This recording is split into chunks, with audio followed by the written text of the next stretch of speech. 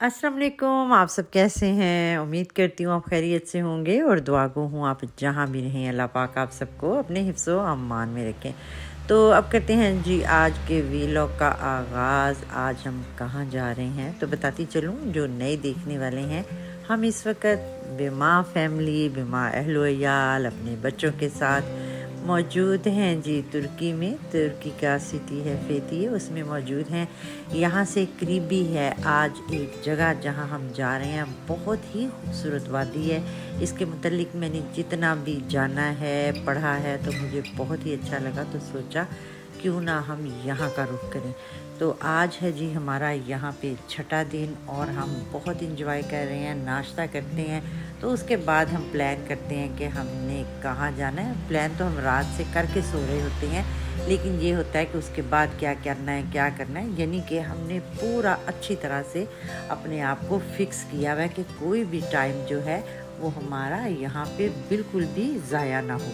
तो आज की जो प्लानिंग थी उसमें था कि जो हमारे फेथिये सिटी के साथ ही जो है सेक्लिकेंट, एक बहुत ही खूबसूरत वादी है जिसके मतलब मैंने जितना जाना है, जितना मैं इसको देखना चाहती थी, वो उससे ज़्यादा खूबसूरत थी। यहाँ पे जैसे ही हम अंदर आए हैं, गाड़ी पार्क की है, तो जहाँ खूबसूरत पहाड़ हैं, आबशारें हैं और देखने को बहुत कुछ है, वहाँ पे ये था कि टूरिस्ट का भी ठीक ठाक यहाँ पे रश था। हम सोच रहे थे कि शायद बहुत ज़्यादा लोग नहीं होंगे क्योंकि इस वक्त जो यहाँ का टेम्परेचर था वो काफ़ी हाई था, मगर ऐसा बिल्कुल भी नहीं था। यहाँ पे बहुत ही लोग आए हुए थे क्योंकि ये जगह ही इतनी खूबसूरत है कि यहाँ आके हर इंसान जो है वो गुम सा हो जाता है। इसको कहना ये ज़्यादा मुनासिब होगा कि ये संगलाखी सी वादी थी और ऐसा था कि आबशारों की आवाज़ें, फिर पानी का जो जिस तरह हम देख रहे थे शोर, और फिर लोग बहुत से यहाँ पे क्लाइंबिंग भी कर रहे थे। कुछ ये था कि पानी में अपने ग्रुप्स की सूरत में आते थे और यहाँ पे अच्छा खासा एंजॉय करते थे।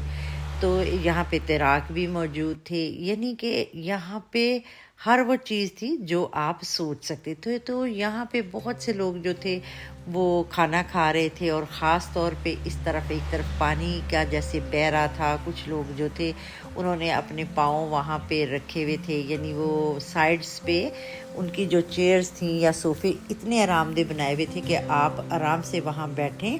इर्द गिर्द पानी का शोर था क्योंकि मुझे वॉइस ओवर करनी थी और वहाँ पे जितना शोर था मेरा दिल चाह रहा था कि मैं वहाँ से आपको लाइव जो थी ये वाले सीन दिखाती ताकि आप उस चीज़ को या उस पानी के शोर को महसूस करते। मैंने वहाँ बोलने की कोशिश भी की, जो मेरी रिकॉर्डिंग जो अच्छी नहीं हुई।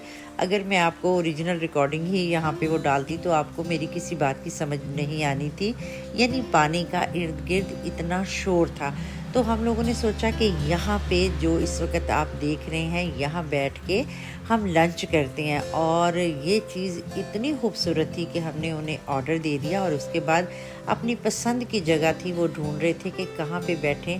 और एक साइड हमने फ्रंट पे ले ली और एक बैक पे ले ली। जो फ्रंट वाली साइड थी उसमें ये था कि आप अपने पाँव इस तरह जैसे मैं इस वक्त बैठी हुई हूँ आराम से अपना शूज़ साइड पे रख के अपने पाँव को ज़रा ठंडा करें, अपने दिमाग को ठंडा करें, यानी एंजॉय करें और कुदरत के नज़ारे देखें कितने खूबसूरत हैं। तो मैंने यहाँ पे कुछ देर यहाँ बैठ के बड़ा ही, मैं इस पूरे सिनेरियो से कह सकते हैं मैंने इसकी ऐसे लग रहा था कि मैं इसे कहीं अपने अंदर इन मनाज़र को कैद कर लूँ। तो बहरहाल जितनी देर मैं वहाँ बैठी मुझे बहुत मज़ा आया। इसके बाद मैं फिर दोबारा से वापस अपनी जगह पे आ गई और हम इंतज़ार करने लगे अपने खाने का। सबसे पहले जो था वो हमें ड्रिंक वगैरह उन्होंने टेबल पे रख दिया था, लेकिन यहाँ पे खाने की आपको जल्दी बिल्कुल भी नहीं होती। इर्द गिर्द ऐसा खूबसूरत माहौल है और ऊपर से पानी गिर रहा था और टेबल के नीचे से भी सारा पानी गुजर रहा था, यानी आपने अपने आप को बड़ा अच्छे से समेट के बैठना था।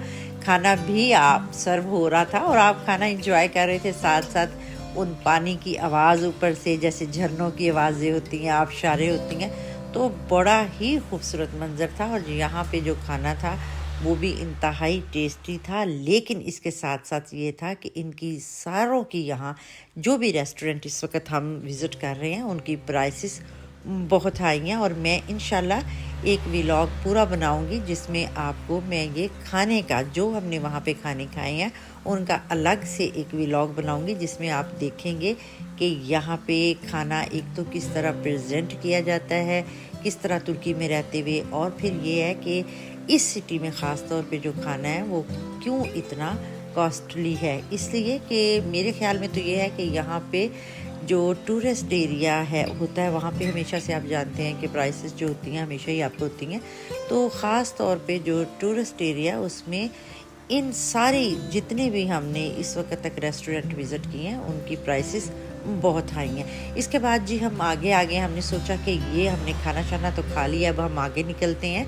अब हम जा रहे हैं तंग वादियों में, यानी एक ब्रिज है, इसको हम क्रॉस करेंगे। ये अच्छा खासा ब्रिज है। इसके बाद जी वहाँ पे ये है कि अगर आप जाना चाहें इन वादियों, इन पहाड़ों के अंदर, तो आप नीचे उतर सकते हैं। वहाँ से ये है कि हम घर से जो थे, ख़ास तौर पे जो इन पत्थरों के ऊपर चलने के लिए एक शूज़ होते हैं, ख़ास शूज़ होते हैं, ताकि आपके जो पाँव हैं वो ज़ख्मी ना हो, तो आप आराम से जो है वो चल सकते हैं। तो घर से जी हम सारा इंतज़ाम करके आए थे ताकि हमें यहाँ पे किसी किस्म की दिक्कत ना हो, क्योंकि हम सारा कुछ जान के रिसर्च इसके ऊपर अच्छी खासी हमने की हुई थी।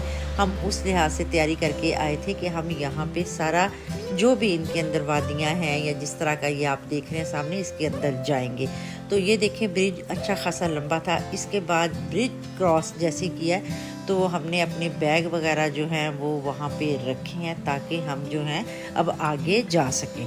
इर्द गिर्द का माहौल तो आप देख ही रहे हैं, बहुत खूबसूरत है। और जगह जगह इनके स्टॉल्स लगे हुए थे, यानी खाने पीने की आपको कोई भी तंगी नहीं थी। अगर आपके साथ बच्चे हैं, वो ज़रूरी तो नहीं है कि हर वक्त आप पूरा खाना खाएं, मील ही पूरा हो तो खाएं। छोटे छोटे स्नैक्स भी थे, यानी बहुत सी और चीज़ें भी थी जो आप फर्दर ऐसे है कि आप चलते फिरते लेके खा सकते हैं।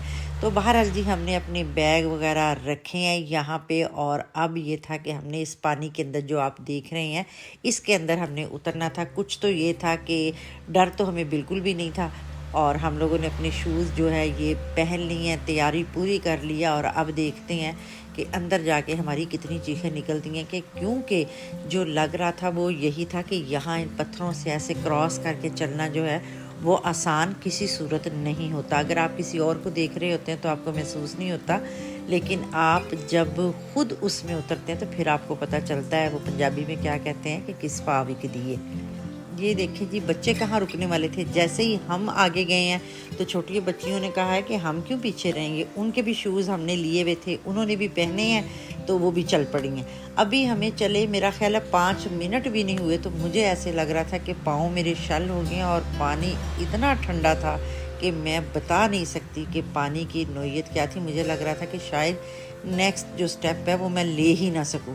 तो बहरहाल जी कोशिश की मैंने भी कि पत्थरों पे चलने से तो मुझे कोई मसला नहीं हुआ, लेकिन पानी इतना यख ठंडा था कि वो लग रहा था कि पूरे जिस्म में जो थी ना वो अजीब सी सर्दी का एहसास हो रहा था। अभी हम नीचे ही उतरे थे कि हमारे एक बच्चे का जो है वो पानी तेज़ था, उस वजह से शूज़ जो था वो गुम हो गया।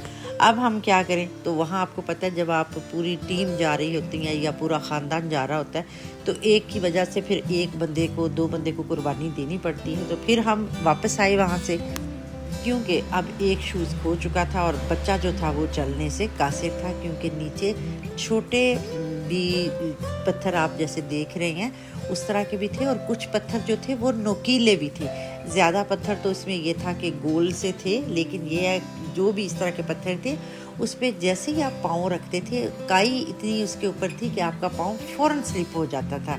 हालांकि शूज़ जो थे वो बड़े अच्छे थे, उनकी ग्रिप अच्छी थी कि आपको वो ऊपर से स्लिप होने नहीं देते थे। बहरहाल जी इसके बाद जूं हम आगे बढ़ते गए आप देखें कि किस कदर इनके सख्त तरीन रास्ते हैं, और पुराने दौर में मुझे समझ नहीं आती कि वो किस तरह यहाँ पे सरवाइव करते होंगे। अगर हम इनकी तारीख़ पढ़ते हैं तो पता चलता है कि यहाँ बहुत से चरवाहे थे और बहुत सी चरागाहें थी, और ख़ास तौर पे तुर्कों के उस्मानिया दौर में यहाँ पे ये रहने के लिए सहारा ढूंढते थे जब इन्हें छुपना होता था, या जब भी कोई इनके मसले मसाइल होते थे तो इस चीज़ का ये सहारा लिया करते थे, यहाँ पे आके वो बसा करते थे। तो बहरहाल जी आप देखें, एक तो इनको देखते देखते एक दिल में जो होता था ना एक खौफ की कैफियत वो होती थी कि कहीं कुछ ऐसा ना हो कि कहीं हम ही इसके जाते जाते अंदर फंस जाएं। और एक चीज़ हमने यहाँ पे और भी सुनी हुई थी कि हमें यहाँ से मट्टी लेनी थी, जिस तरह मड मास्क वगैरह हम बनाते हैं, ये मट्टी होती है, तो ये वो मट्टी यहाँ की बड़ी मशहूर है जिसके लिए लोग बड़ा बड़ा सफ़र करके आते हैं, अपने बच्चों को और ख़ुद भी अपने जिस्म पे अच्छी तरह उसका लेप करते हैं। सुनने में तो यही आया कि वो बहुत बेहतरीन है, अगर किसी को कोई भी इस तरह की जैसे स्किन से रिलेटेड प्रॉब्लम होती है तो वो अगर लगाते हैं तो उससे उसको अफाका होता है। तो बहरहाल जी हमने भी पूरी कोशिश की है कि हमने वो मट्टी जो है ना वो ज़रूर लेनी है। तो अब ये था कि जैसे ही हमने वो जगह देखी कि मट्टी कहाँ पड़ी है, तो ये देखें जी हमारे घर में हमारी बेटियां आगे चल पड़ी हैं भाग दौड़ के कि हमने वो मट्टी ज़रूर लेके आनी है। तो हमने यहाँ से मट्टी इकट्ठी की। अब ये था कि हमें जब जाने लगे थे तो एहसास नहीं था कि मट्टी हमें वापस भी लेनी थी। हमें ये था कि हम वहीं पे लगा लेंगे बाजुओं पे और अपने फेस पे, लेकिन वहाँ पे ऐसा कुछ मौका बना नहीं। तो फिर हमने ऐसा किया कि वहाँ से हमने करीब से, हमें शुक्र है, एक खाली बोतल मिल गई, जिस तरह कह सकते हैं कि वो भी एक इस जगह पे इस तरह की बोतल मिलना भी बड़ी बात थी। बहरहाल जी वो शुक्र अल्लाह की मिल गई। तो उसके अंदर वो मट्टी जो है हमने काफ़ी सारी भर ली और उस मट्टी से हमें ये था कि हम घर जाके वो मट्टी है अपने बाजुओं पे और अपने फेस पे लगा के देखेंगे। और फिर जो चीज़ें हमने सुनी हुई होती हैं वो सुन के बंदा सोचता है कि मैं भी वो अप्लाई करके देखूं कि आया कि इन चीज़ों में, इन बातों में हकीकत है भी कि नहीं है। तो बहरहाल जी ये देखें कि इन सारे दुश्वार रास्तों से गुज़र के हमने वो मट्टी ली है। मुझे तो यहाँ पे आके लग रहा था कि पता नहीं होना सी वापस भी जाने हैं कि नहीं, लेकिन बहरहाल जी अल्हम्दुलिल्लाह शुक्र है ये सारा सिलसिला जो है वो हमने कवर किया है। हम वापस आए हैं और ये थक हार के हम दोबारा से बैठ गए हैं। और फिर ये था कि जैसे ही हम वापस आए हमारा दिल चाह रहा था कि आप जो कपड़े हैं वो हम चेंज करें यहाँ पे, क्योंकि वो तो सारे ही गीले हो चुके हुए थे।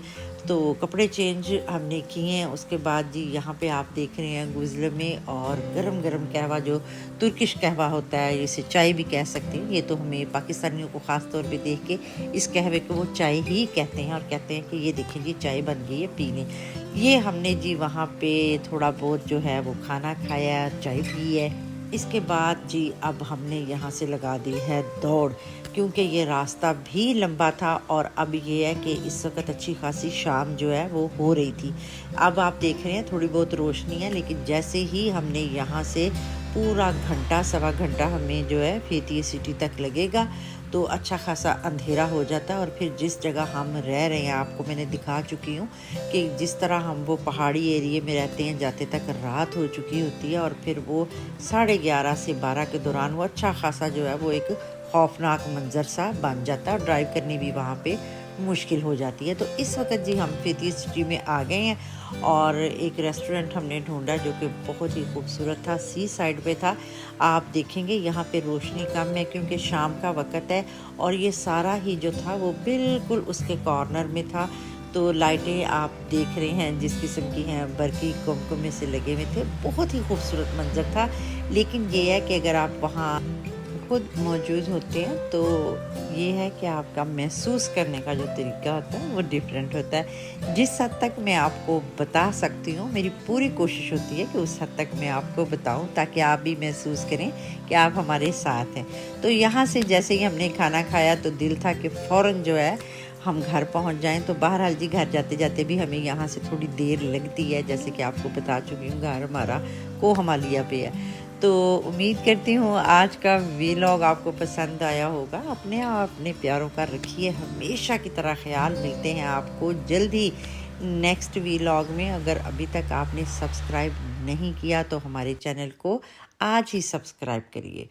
तो दीजिए मुझे इजाज़त। अल्लाह हाफिज़ एंड टेक केयर। अपना बहुत सा रखिएगा ख्याल।